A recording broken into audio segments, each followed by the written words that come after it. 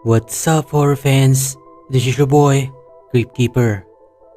At bago natin umpisahan ang napakalupet na kwentong ito, ay isang solidong shoutout muna sa'yo. Oo, ikaw nga, wala nang iba.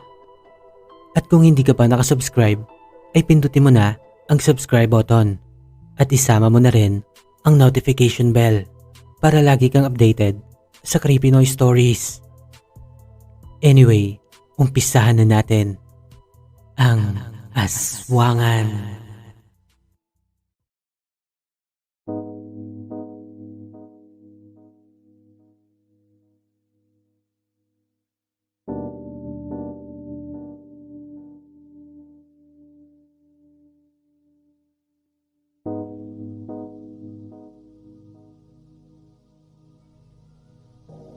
Wow!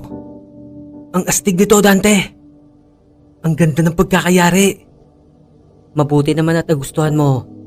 Ipinagaya ko yan sa mismong kampilan ng ninuno naming si Akadir. Sa totoo lang, gusto ko sana yung tipong parang combat knife. Pero nang makita ko to ngayon, mas gusto ko nang gamitin ng ganito. Teka, ano naman tong libro na to? Bakit meron ito? Kinakailangan mo yan, Gilier, upang mapalawig mo pa ang kakayanan ng sandatang yan. Makikita mo rin dyan ang larawan ng orihinal na kampilan. Hindi ko alam, pero isa yan sa mga nahalungkat ko sa mga nakatagong kagamitan ng angka namin. Basahin mo ang mga ritual na dapat gawin mo upang maging isa kayo ng sandata na yan. Simula ngayon, ikaw na ang nagmamay-ari niyan. Ituring mo siyang parte ng katawan mo. Wow, grabe. Ang angas naman. Parang sa video games ko lang nakikita to ah. Binabati kita, Gilier. Ayon sa kaalamang nakarating sa akin, ay lubhang makapangyarihan ng sandatang yan. Mag-ingat ka lang daw sa paggamit niyan. Hindi kasi siya ordinaryong espada lang. Yan mismo ang ginamit ni Akadir noong panahon niya upang ipagtanggol ang aming lahi. Nasisiguro ko na malaki ang respeto at pagtanaw sa'yo ng utang na loob ni Ama, kaya't naibigay niya sa'yo ang ganyang klaseng kayamanan ng aming angkan. Alam mo, sa totoo lang, Dante, parang hindi ko naman deserve ang bagay na to eh. Di ba? Ako ang pumaslang sa mga kapatid mo. Nakukonsensya tuloy ako. Huwag mo nang alalahanin ang mga bagay na yun. Oo nga't pinaslang mo sila. Pero ako naman ang niligtas mo. At alam natin ang dahilan kung bakit mo nagawa ang mga bagay na yun. Nakausap ko na si Don Lupo tungkol dyan. Kaya't huwag ka na mag-isip pa. Isa pa, nabanggit ko din kay Ama bago siya pumanaw na minsan mo nang nailigtas ang buhay ko. Pero syempre, hindi ko na binanggit kung mula kanino. Maraming salamat, Dante. Iba ka talaga. Iba ka kung mag-isip. Hindi sa panguuto pero masasabi kong matalino ka at karapat-dapat ka lang mamuno sa mga alamid. Siya nga pala, Dante. Paano mo nga pala ako ginamot? Di ba sadyang malakas ang kamandag ng mga banakon? Mabuti at nailigtas mo pa ako. Ang totoo niyan, ginamit ko sa'yo ang aking balatilom. Balatilom? Ano yun? Isang mabisang gamot ng kahit na anong karamdaman na matatagpuan sa natuyong balat naming mga dugong bughaw. Anong ibig mo sabihin? Ano yun? Sinugatan mo pa yung balat mo para lang mapagaling ako? Hindi, Gilier. Ipapaliwanag ko sa'yo. Kaming mga banakon ay nagpapalit ng balat taon-taon tulad ng mga tipikal na ahas. Sa bawat henerasyon ay may isang maswerteng nakakamana na magtaglay ng balatilom. At sa amin, ako ang maswerteng yon. Namana ko yon mula sa aking lolo. Kaya siguro akong paborito niya at napipisel na maging sunod na hari ng mga banakon. Grabe, nakakamangha naman yung kakayahan mong taglay. Siguro balang araw, isa ka sa magiging pinakamalakas na aswang sa balat ng lupa. Siya nga pala, kumusta naman yung mutya na pinamana sa'yo? Gusto ko sanang makita ang kapangyarihan mo.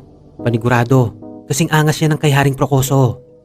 Sa totoo lang, wala pa akong ideya sa mga bagay na yan. Pero nakausap ko na si Beto. Sasanayin niya daw ako sa pakikipaglaban. Yun. Teka, baka pwede naman ako sumama dyan. Gusto ko din sanang madagdagan pa ang kaalaman ko sa pakikipaglaban. Walang problema, Gilier. Magpapaturo nga din ako sa'yo kung paano bumaril eh. Game. Umpisa na natin ngayon. Iba talaga tong si Dante. Masasabi kong swerte ang Alamid sa bago nilang pinuno. Bukod sa matalino ay malawak pa ang pag-iisip. Hindi malayong maging malakas pa siya sa kanyang ama. Ilang araw din ako madalas na tulala. Pinagmamasdan ko ang sandatang ipinagkaloob sa akin ni Haring Koso. Ito na kaya ang magiging susi ko upang mapatay ang aswang na pumaslang sa pamilya ko. Ano, Gilir? Kaya pa? Kaya pa, Beto. Mukhang hirap na hirap ka na. Kasi naman tong kampilan Habang tumatagal na ginagamit, painit siya ng painit. Puro paltos na nga ang kamay ko. Ganyan talaga ang kampilan ni Akadir. Hindi pa nga lumalabas ang malakas na voltahe ng kuryente. Nadadaloy dyan. Kapag nagkataon, baka hindi mo na mahawakan yan. Kaya dapat masanay ka na. Ha? Kuryente?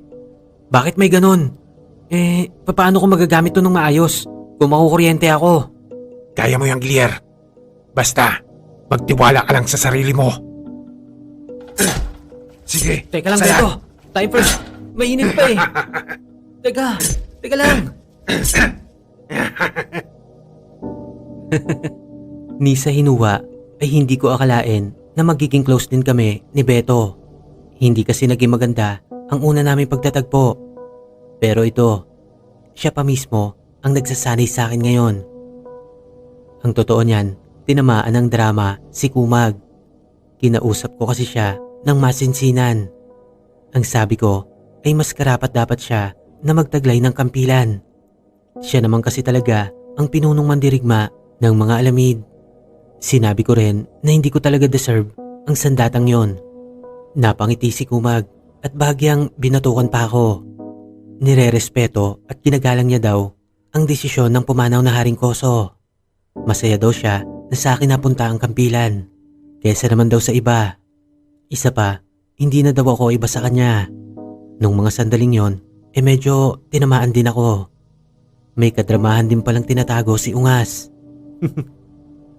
Marami akong natutunan kay Beto pagdating sa pakikipaglaban. Magkaiba sila ng estilo ni Hakim, pero sa kabila nun ay masasabi kong pantay lang ang antas ng lakas nila. Madalas nga nila akong kulitin na magpakaaswang na. Kung gusto ko daw kasing mas lalo pang lumakas, malaking tulong daw talaga yon. Pero abot-abot pa rin ang pagtanggi ko. Ayoko pa talaga.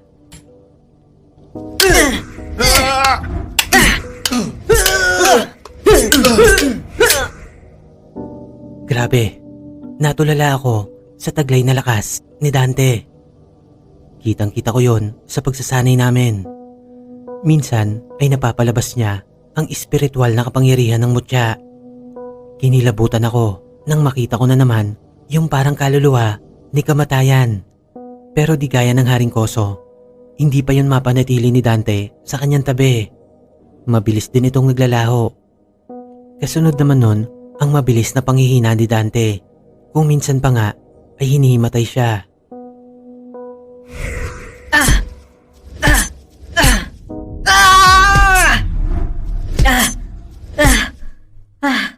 Dante, ayos ka lang ba? Siguro dapat magpahinga ka na muna. 8 oras na tayo nag-iinsayo Hindi ako maaaring tumigil, Gilir. Kailangan ko mabawi ang kaharian namin. Kailangan pangunahan ko ang hukbo ng mga Alamid. Nangako ako kay Ama. Babawiin ko yon kahit ano pang mangyari. Nauunawaan kita, Dante. Pero hindi mo naman kailangan magmadali. Huwag mo munang pilitin. Hindi mo ako nauunawaan, Gilir. May mga kayamanang nakabaon sa aming kaharian. Kaya't sa lalong madaling panahon, kailangan nang mapaalis sila sa lugar na yon. Gilir, maaasahan ba kita? Ano ka ba, Dante? Hindi na tinatanong yan. Kahit sa mga oras na to, handang-handa na ako samahan ka.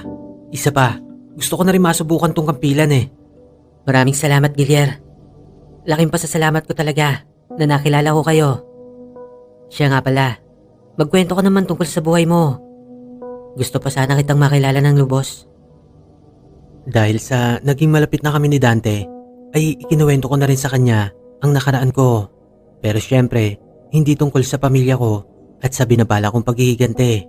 Sa ngayon kasi, mas mainam pa rin na ako muna ang nakakaalam ng tunay kong hangarin. Sa mga lahi ng aswang kasi na nakita ko, ni isa sa kanila ay walang nakakahawig ang aswang na hinahanap ko. Sa totoo lang, hanggang sa ngayon ay malaking palaisipan pa rin para sa akin. Ano ba ang motibo ng aswang na yon? Ginawa niya ba yon dahil sa tao, ang asawa at anak ko, o may iba pa siyang dahilan? Bakit ang puso lang ng mga anak ko ang kinain niya at hindi ang sa asawa kong si Celia? Kailangan ko na siyang mahanap. Marami akong katanungan na gustong masagot. Ang hirap din talaga kapag may mabigat kang kinikimkim tapos wala kang mapagsabihan. Mabuti na lang at lagi kayong nandyan. Lagi kayong nakikinig. Oo, kayo nga. Salamat.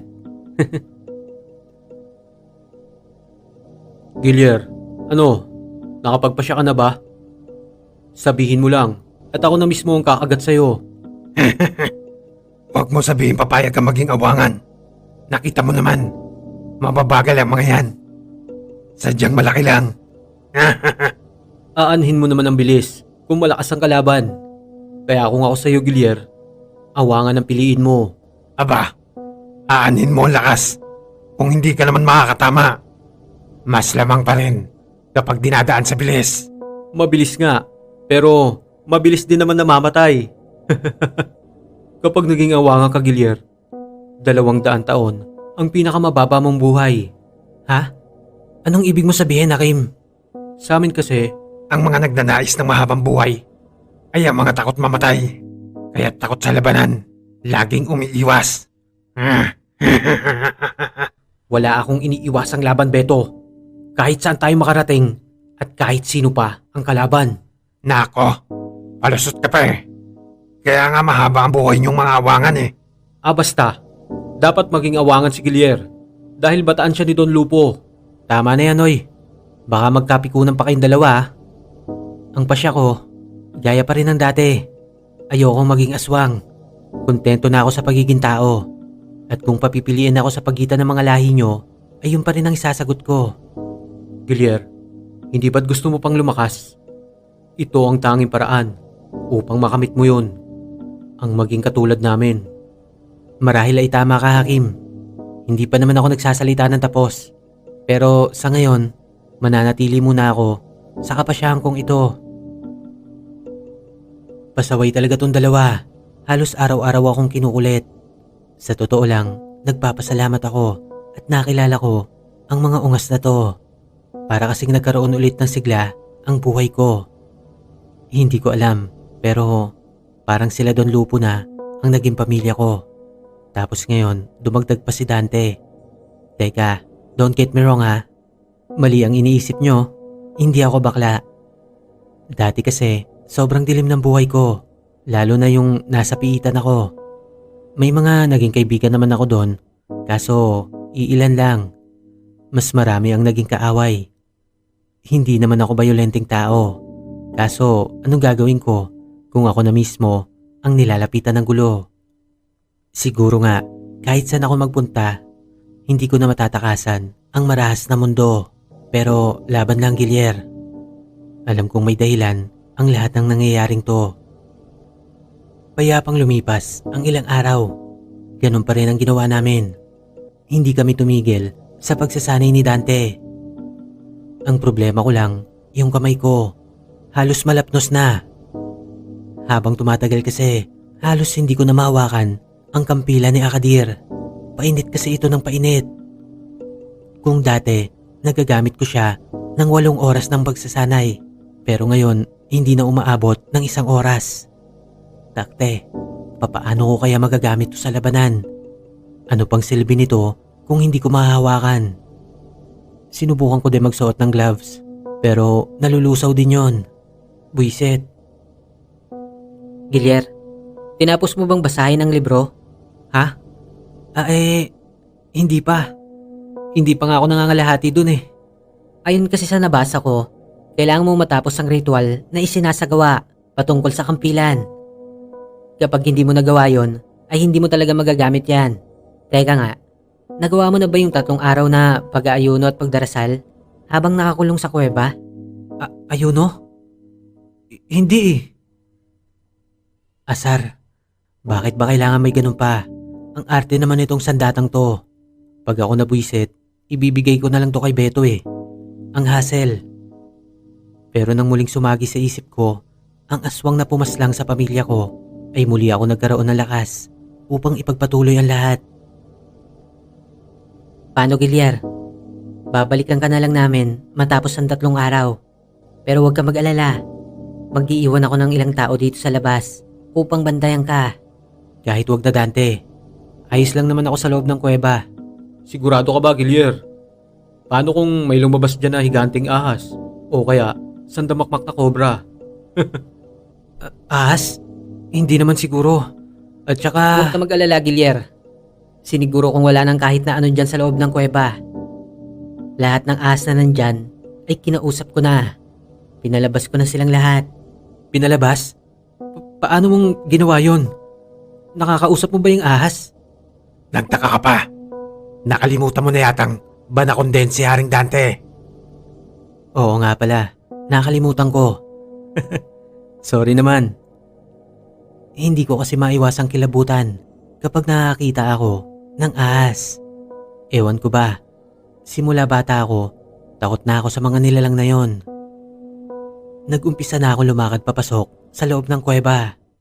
Ayon sa nakasulat sa libro, ay wala akong ibang gagawin kundi umupo sa isang bato na nasa kaligitnaan ng kuweba na yon. Tapos nun ay maghapong kong bibigkasin ang mga dasal na paulit-ulit. Siniguro ko talagang kabisado ko na ang mga yon bago pa ako pumunta dito. 3 araw din akong hindi kakain, kaya't siniguro kong pulpak ang tiyan ko bago pa ako sumabak dito. Pinilit ko talaga maubos ang isang kalderong kanin, tapos 3 putahe ng ulam. May prutas pa nga.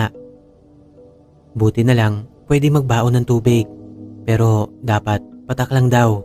Hindi po pwedeng uminom ng madami. Buisit, sana makatulong tong 1 basong tubig na dala ko. Hindi, kalahating baso lang pala. Bahala na, kakayanin ko to. Tandaan mo, Gilyar. Kahit na anong marinig o makita mo, huwag kang titigil sa pagbigkas ng mga orasyon. Kaya mo yan. Kaya mo yung Kaya Gilier. mo yung Gilier. Napatango na lang ako bilang pagtugon sa kanila. Hindi ako dapat mabigo. Kung hindi, kantsaw ang aabutin ko sa 2 bugok. Pero syempre, higit doon, nangingibabaw ang kagustuhan kong magtagumpay para sa aking pamilya. Maya-maya pa ay narating ko na ang kalagitnaan ng kuweba. Sobrang dilim sa loob. Ang liwanag lang mula sa isang lampara na tangan ko ang tanging tanglaw na naging gabay ko. Wala na akong inaksayang oras. Sinimulan ko na ang ritual. Agad kong ginilitan ang dala kong buhay na manok at ipinatak ko ang dugo nun, paikot sa paligid. Nagumpisa na akong pumikit at bigkasin ang ritual ng paulit-ulit. Sa totoo lang, para na akong tanga. Ilang oras ko na kasing ginagawa yon, pero parang wala namang kakaibang nangyayari. Buisit pa tong mga lamok sa paligid ko. Bulong ng bulong. Parang ako yata yung inuorasyonan ng mga hinayupak na to. Pero kailangan ko talaga mag-focus. Siguro, kasama din to sa pagsubok. Buisit.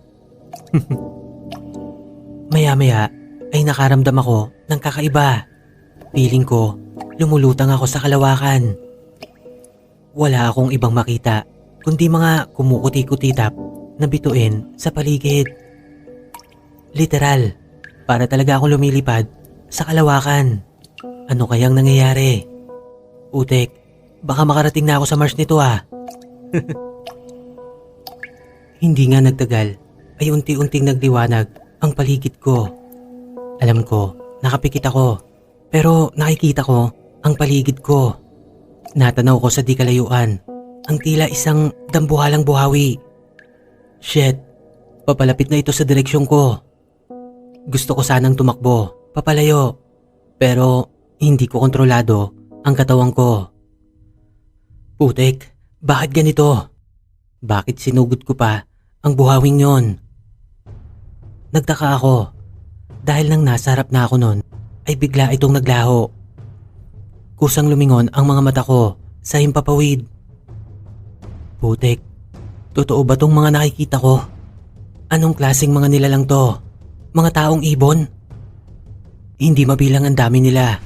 Nakakatakot ang ekspresyon ng mga mukha ng mga yon. Pangkontrabida talaga. Yung tipong papapaking ka ng buhay. Matutulis ang tuka at pino ang maliliit nilang ngipin.